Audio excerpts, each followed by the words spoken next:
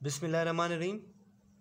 आज का लेक्चर हमारा एडीआरस के बारे में, एडवर्स ड्रग रिएक्शंस। एडीआरस को हम लोग एडी भी कहते हैं, एडवर्स ड्रग एक्सपीरियंस और adverse drugs event. Adverse reactions जो होते हैं या एडवर्स ड्रग रिएक्शंस जो होते हैं वो हमारे पास अनइंटेंडेड होते हैं, अनवांटेड होते हैं और नॉक्सियस होते हैं। अनइंटेंडेड अनवांटेड मींस यानी जो हम कसदन अपने बॉडी में इंड्यूस नहीं करते, जो अनइंटेंशनली बॉडी में प्रोड्यूस होते हैं। और नॉक्सियस मींस हार्मफुल इफ़ेक्ट्स, यानी जिनका नुकसान ज़्यादा होता है। ऑब्जर्व्ड, और हम ये इफ़ेक्ट्स ऑब्जर्व करते हैं after the administration of drugs on normal therapeutic doses, यानी मेडिसिन का जब हम नॉर्मल थेराप्यूटिक डोज लेते हैं, नॉर्मल थेराप्यूटिक डोज लेने से जो मेडिसिन की वजह से इफ़ेक्ट पैदा होते हैं, जो हार्मफुल होते हैं, अनइंटेंडेड होते हैं, ऐसे इफ़ेक्ट्स को हम लोग एडवर्स ड्रग इवेंट या एडवर्स ड्रग एक्सपीरियंस या एडीआरस कहते हैं, adverse drug reactions.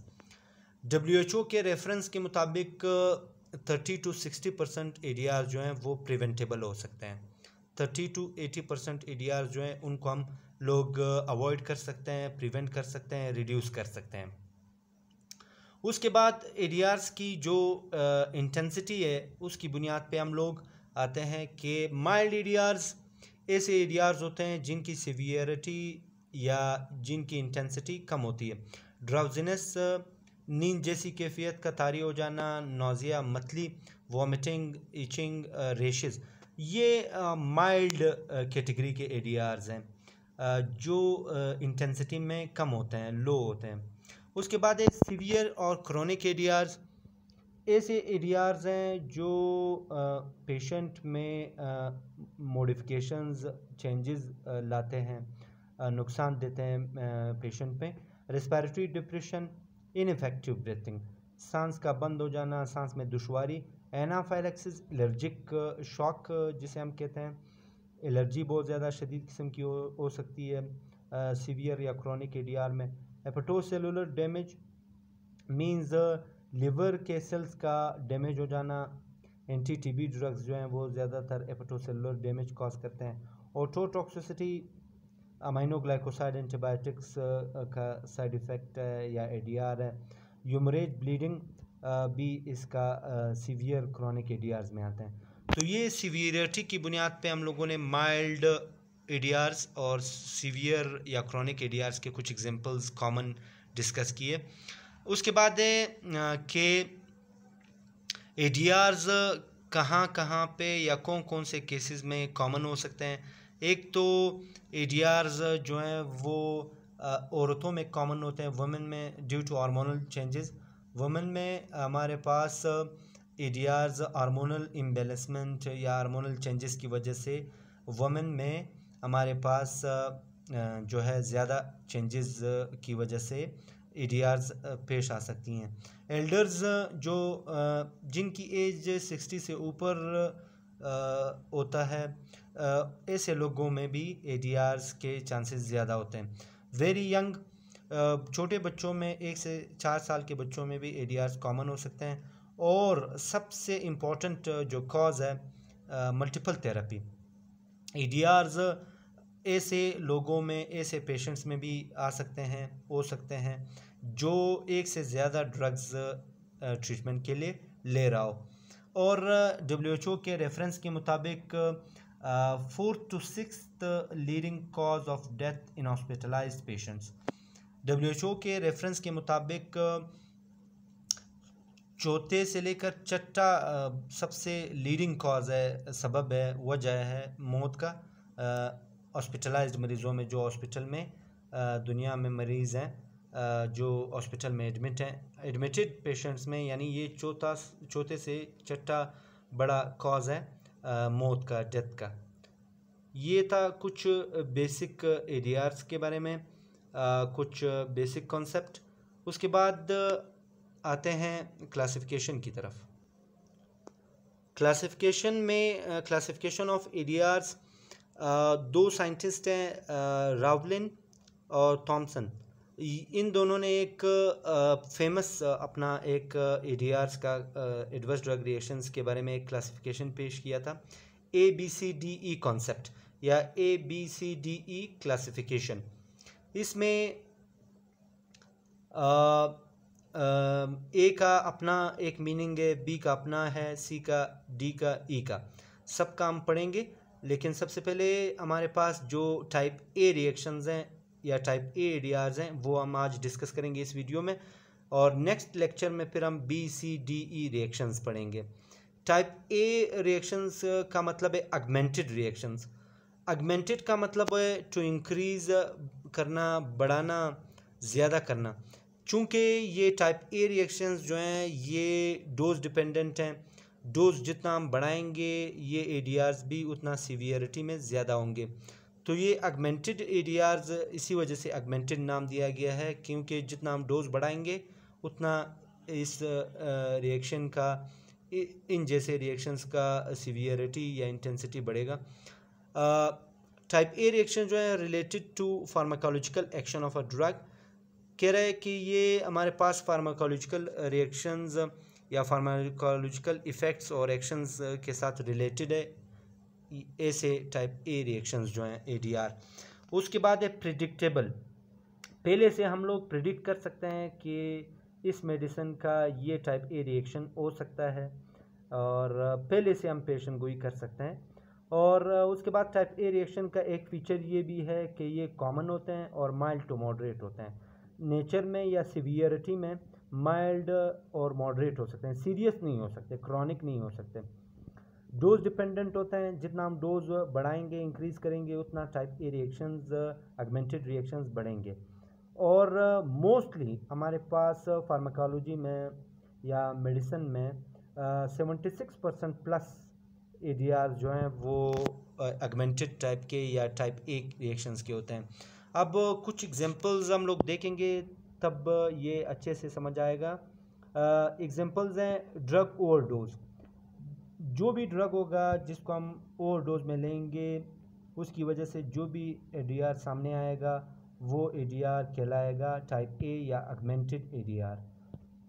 Hepatic damage, अब देखें जिस तरह हम डोज बढ़ाएंगे पैरासीटामोल का, जो पेन किलर है, वो हमारे पास हेपेटिक सेल्स को, लिवर के सेल्स को डैमेज करेगा। हेडेक है, नॉर्मल सर दर्द, एंटी हाइपरटेंसिव बीपी के ख़िलाफ़ जितने भी मेडिसिन हैं उनका कॉमन साइड इफ़ेक्ट है या एडीआर है। ओवरडोज की वजह से अगर हम ओवरडोज में लें तो हेडेक हमारे पास हो सकता है। उसके बाद है साइड इफ़ेक्ट्स। साइड इफ़ेक्ट्स जो हैं हमारे पास अनअवॉइडेबल हैं, इनको हम चाहें भी तो अवॉइड नहीं कर सकते। अनवांटेड है, ये भी हम अनइंटेंडेड है, हमें नहीं चाहिए।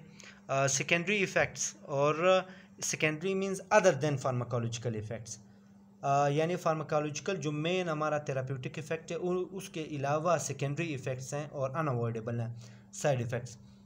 और साइड इफ़ेक्ट जो हैं वो हमारे पास जिस तरह एंटी हिस्टामिन्स हैं, एंटी एलर्जिक, वो हमारे पास सिडेशन कॉज करते हैं, सिडेशन कॉज कर सकते हैं। उसके बाद है सेकेंडरी इफ़ेक्ट्स। सेकेंडरी इफ़ेक्ट्स में effects other than pharmacological effects के अलावा जो बाकी इफ़ेक्ट्स हैं वो सेकेंडरी इफ़ेक्ट्स कहलाते हैं। तो उसके बाद आगे इसके एग्जांपल्स देखते हैं हमारे पास। तो type A reaction,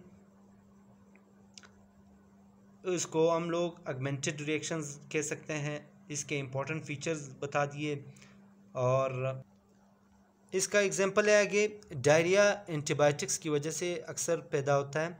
after GIT, alter GIT normal flora, जब हम एंटीबायोटिक्स को ज़्यादा लेते हैं तो उसकी वजह से जो जीआईटी का अपना नॉर्मल फ्लोरा है, अपने नॉर्मल बैक्टीरिया हैं, वो किल हो सकते हैं और उसकी वजह से डायरिया हो सकता है। उसके बाद है ड्रग इंटरेक्शंस में एग्जांपल्स हैं। ड्रग इंटरेक्शंस में जब हमारे पास दो ड्रग्स हैं एट अ टाइम हम लोग देते हैं, ड्रग ए या ए ड्रग और बी ड्रग, जब ये दोनों ड्रग हमारे पास एक दूसरे के इफ़ेक्ट को या एक दूसरे पे असरअंदाज हो जाएं, एक दूसरे को इन्फ्लुएंस करें, वो इफ़ेक्ट किसी भी तरीके का हो सकता है, फार्माकोलॉजिकल हो सकता है, फार्माकोकाइनेटिक हो सकता है, इफ़ेक्ट को बढ़ा सकता है, इफ़ेक्ट को घटा सकता है। तो तब जाके इसको हम लोग ड्रग इंटरेक्शंस कहते हैं। अब दो इम्पॉर्टेंट ड्रग इंटरेक्शंस के कुछ एग्जांपल्स मैंने यहाँ पे ड्रॉ किए हैं। फार्माकोलॉजिकली वो एक दूसरे को कैसे ड्रग ए और ड्रग बी अफेक्ट कर सकते हैं। जिस तरह अल्कोहल है, अल्कोहल के इंटेक से एस्प्रिन का इफ़ेक्ट जो है वो पोटेंशिएट होता है, ज़्यादा होता है, बढ़ जाता है। और फिर दो एंटीबायोटिक्स है हमारे पास, सल्फा मेथोक्साजोल है,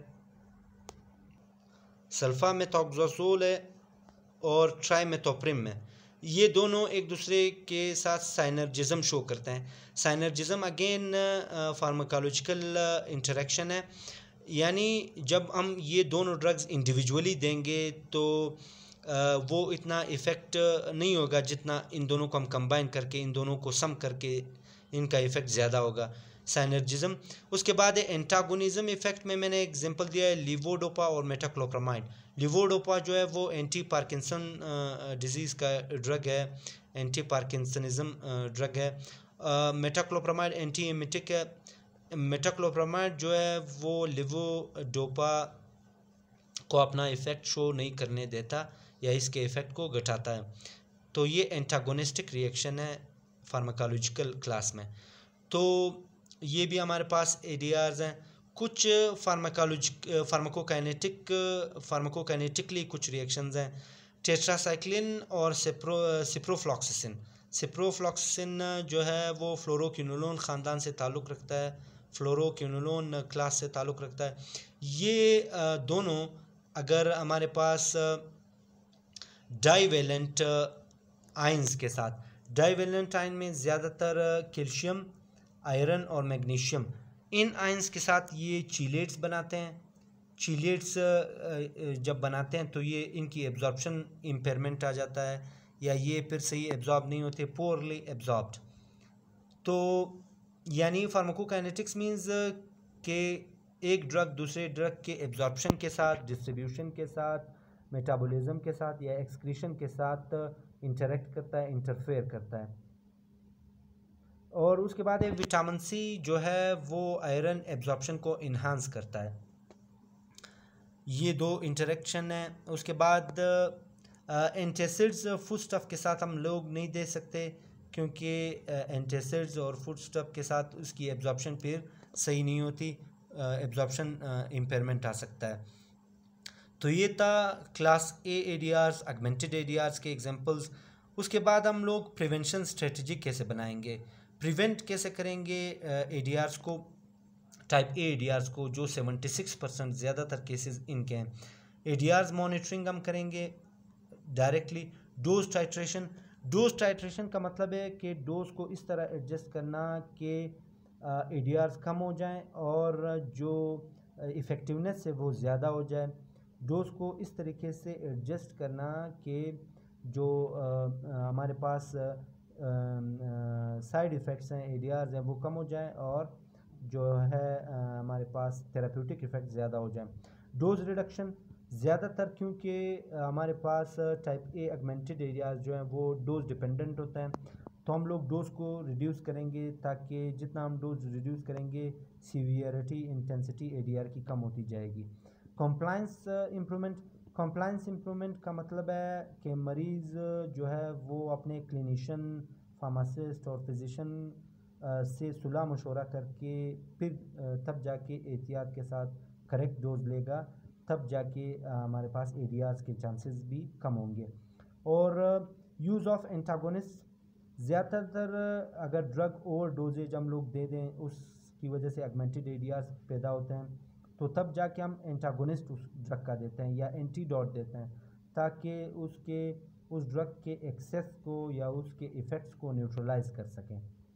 तो ये हमारे पास पार्ट 1 लेक्चर था एडीआर्स के बारे में। कुछ बुनियादी चीज़ें हम लोगों ने डिस्कस किए। क्लासिफिकेशन में हम लोगों ने अगमेंटेड एडीआर्स आज पढ़ लिए।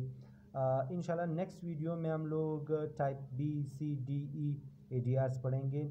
अगर आप लोगों ने अभी तक हमारा चैनल सब्सक्राइब नहीं किया तो हमारा चैनल सब्सक्राइब कीजिएगा, डॉक्टर यूसुफ खान मियाखिल के नाम से यूट्यूब पे चैनल, और बेल आइकन दबा दीजिएगा ताकि आप लोगों को मज़ीद मेडिकल रिलेटेड वीडियोस का नोटिफिकेशन मिलता जाए। Thank you.